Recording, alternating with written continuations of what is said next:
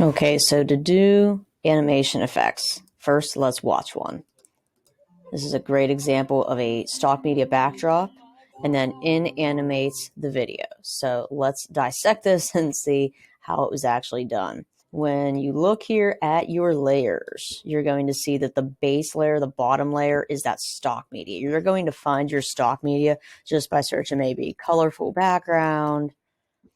You can narrow your search to just be videos. You can scroll through. As you keep scrolling, more videos are going to pop up. These can all be like backdrops to your videos, and then you stack your videos on top of that. A lot of cool things here. So they're just placed down here, and then on top of that would go your video. So this, I believe, is the video that animated in. To animate, when you double click on the clip, that brings up all of your clip tools. The animation tool is this fourth one right here. When you hover your mouse over it, it tells you it's animation. So as you can see, we have a start and an end. If I click on the end, it shows you where it is when it's finished. If I click on start, it shows it's actually not on screen at all. So the start animation is the clip extremely tiny. So it has been scaled to be the very smallest. So that's how it animated in. Now the ending animation is you just choosing how big the clip is going to get. You can animate in different ways. Maybe you want it to start off the screen and then end on the screen, so you can have it relocated. Let's play it and see how it is. So now it comes in that way. You want to animate how, however it looks best with your video, you determine that. Now, something else to show you, let's say you've been messing around with your animation settings and you just want to go back to the default. In other words, you just want to delete that animation. If you click on the trash can, that will remove your animation altogether. So the start and the end are completely at their original location and their original scale. You can play around with fade too and go to edit settings here.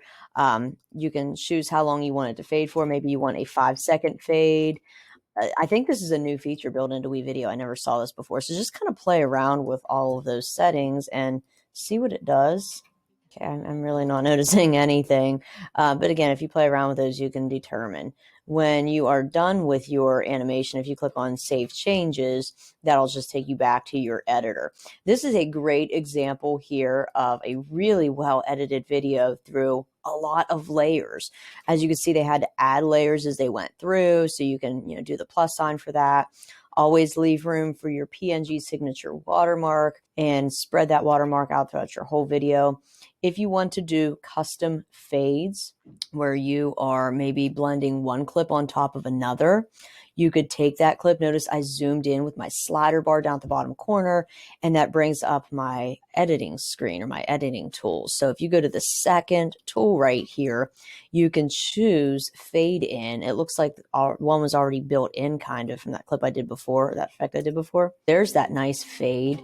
There's no animation with that. So again, if you want to animate that, you can go into your start, which I made it really small, and just kind of brings it to right here.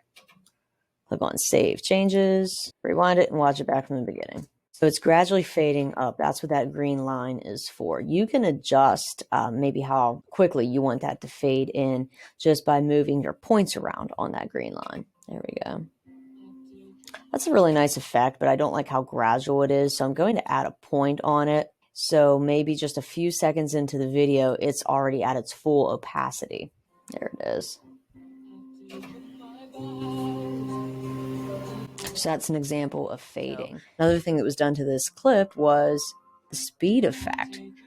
They obviously do not bow that slowly whenever they record it. So when you double click on it, you have your speed option here. You can see it has been slowed down a bit.